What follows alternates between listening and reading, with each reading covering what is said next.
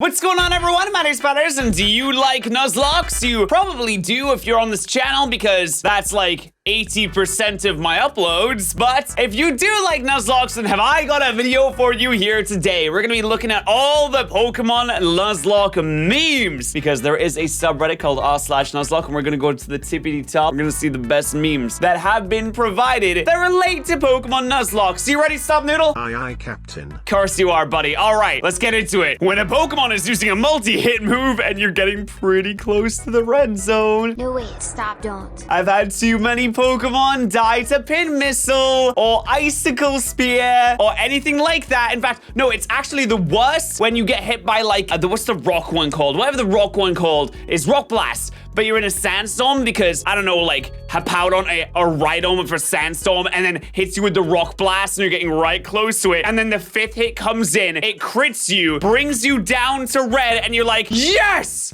I survived! Only to realize that you're about to get hit by the sandstorm. Worst case scenario in that situation. It really is. What is the comment saying? This is Requiem. Just happened to my black Nuzlocke was turning up a blitz on those use double slap. Double! I've had this issue with Mega Pidgeot. If you've been around on the channel, you know about the Mega Pidgeot and Let's Go incidents. Double slap! I think it killed my Santastoise, which was like my texture modified Blastoise.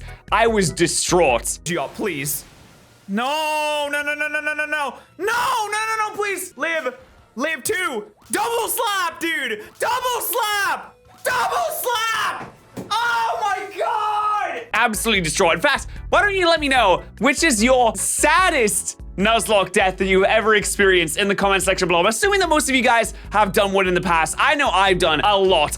In fact, I've done so many that I've made several top 10s on my most heartbreaking Nuzlocke decks. But why don't you share your stories in the comment section below as well, so we can all read and cry together. It's gonna be good, trust me. Ooh, the types of Pokemon in Nuzlocke. Number 1, the starter. It's the leader of the group.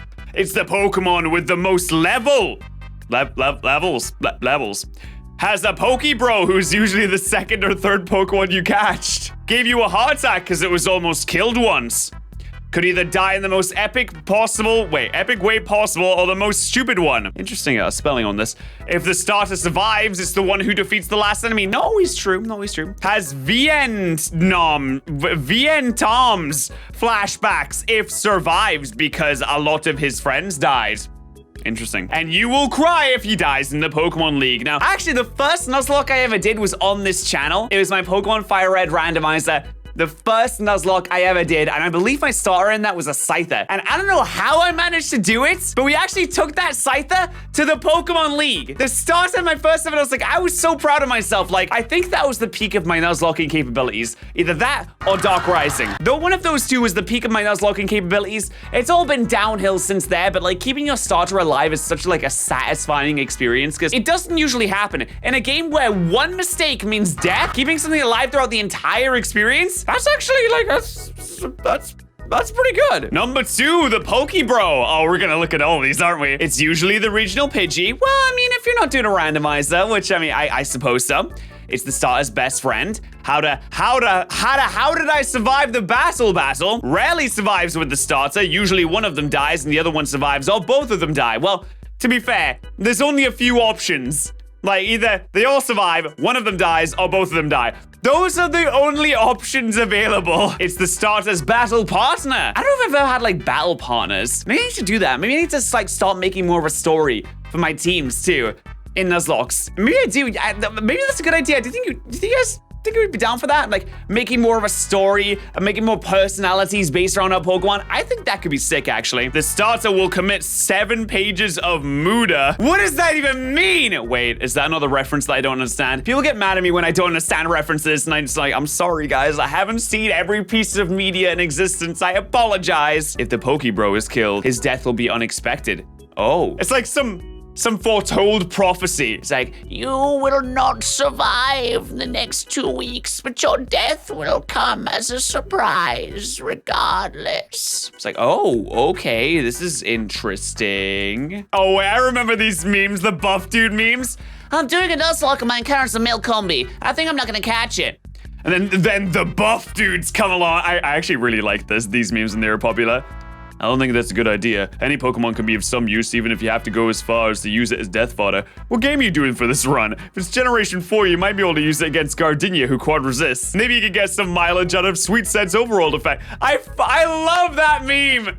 It died too soon. The buff dudes come in and they're actually like genuinely nice and really helpful. And they actually have some good advice like Sweet Scent, you can use that. You can use it for Death Water. And if you're using Dupe's Claws, if you catch the Combi, then you don't have to worry about another male Combi popping up in the future. Perfect. Fantastic. Brilliant. What do the comments say? Exactly, you never know when an unlikely Pokemon is going to become someone's greatest asset. Like, for example, Jeb. In the Pokemon Subnoodle Nuzlocke that I did, oh my god, you need to see that series if you haven't already. It is brilliant. Jeb the Maractus. I have never had such a 180 in my personality towards a certain type of Pokemon than with Jeb the Maractus. I was so heartbroken. Well, oh, no, shouldn't spoil that actually if you haven't seen it. But go and watch the Pokemon Subnoodle version Nuzlocke. Such a good series, it really was. When you're playing a Nuzlocke. Oh, it's the freaking Avengers? Are you kidding me, man? Buy and sell. You want these revives? Oh, yeah. Every single time I'm ever given a revive in a Pokemon game, I'm like, yeah, thanks. That's it's completely useless to me. Thank you very much. It's gonna go and sell that, I guess. You could have at least just given me the money and saved us both some time, right? I lost my starter to this bastard. Wobbuffet in the anime, totally useless. Wobbuffet in the games, kind of cool. Wobbuffet in Nuzlocke, an absolutely terrifying encounter. But as long as you are smart, you can always play around a Wobbuffet. Unless you're in like a situation in which you only have like really strong attacking moves, then you can usually play around a Wobbuffet. It's usually not that hard, like it'll Destiny Bond, or it'll Miracle, or it'll Counter. Now, the RNG states that there's only a slim chance, I mean, I say a slim chance, but about a 33% chance that the Counter or the Miracle will come out, or a 25% chance because it also has Safeguard or something like that as well. God, this thing is so difficult to take down. But if you can get like a Toxic in, if you can get like a status effect, it's not too bad, let's be honest. Oh wait, we've skipped to Pokemon in a Nuzlocke 6. Let's see. Mr. Steak. Mr. Steak? I don't understand this name. You can't kill him even if you tried. Usually the underdog or the worst starter. It's an anime protagonist because Nuzlocke's plot helped. Wait, what is this like a specific Pokemon? I'm not sure. I don't think so. Has a friend who actually survived all of the Nuzlocke with him. Okay. How many heart attacks did you have thanks to him? The answer is yes. Oh, is this like the really bulky Mon that like comes close to death so much and you use this like the switch in for things? Because I always have like a go-to switch in Mon. You always have to have something bulky. If you have a team of nothing but glass cannons in a Nuzlocke, you are just asking to get absolutely demolished. You always need some kind of like bulky offense. Bulky offense is the best strategy to use in Nuzlocke. Straight up is.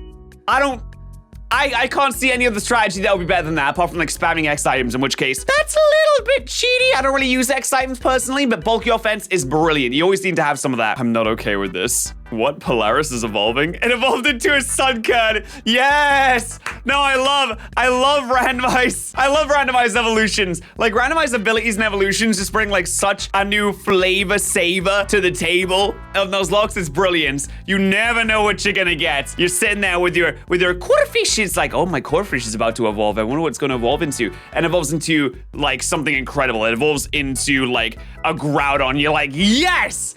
I got a Groudon. You go and check the ability. It's got like Truants, and you're just sitting there like, why? Why are we here? Why are we here? Just to suffer? I don't know why I picked up my glasses case. Why are we here? Glasses case. What? Hey Google, why are we here? Is it just to suffer?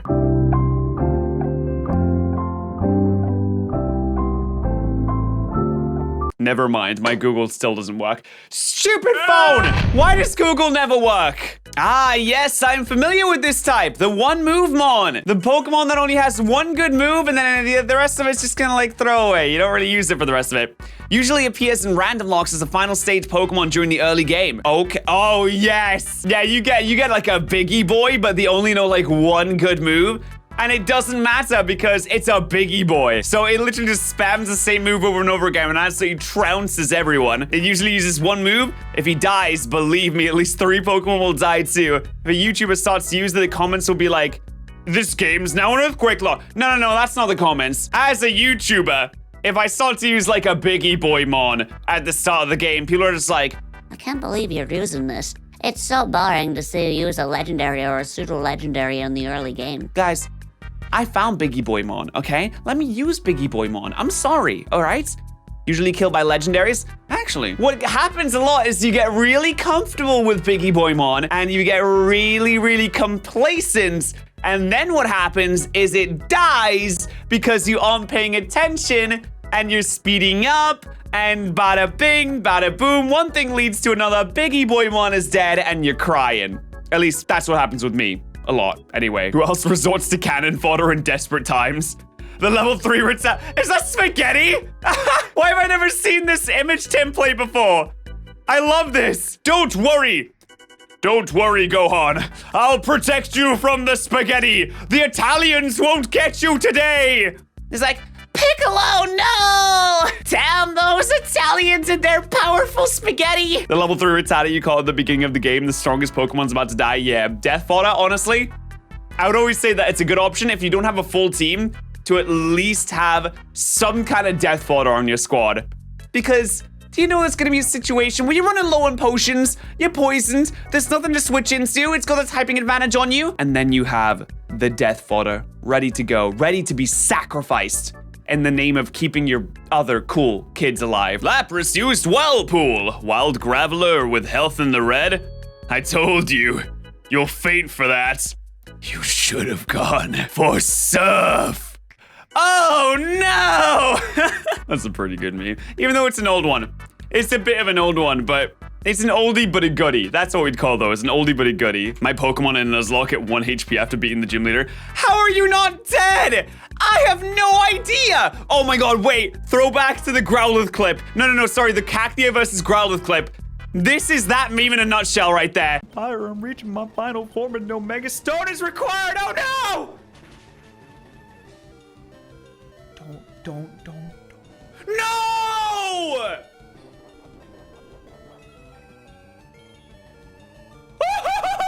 What? No!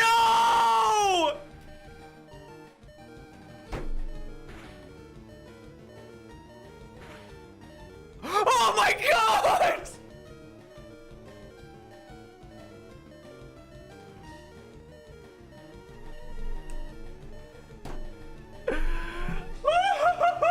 If I remember, I'll put that clip in right here. Oh my god. I don't know how Cactia managed to survive that. That was ludicrous. Nobody is born cool, except, of course, people who keep their starter Pokemon during their whole playthrough. That's right. Now, see, I feel a little bit of pride on this one because the whole, Scyther situation I told you about before. I'm like, yeah, I've done that before. It's pretty good. Although I usually can't do it now because for some reason my starter always dies. And it makes me incredibly sad.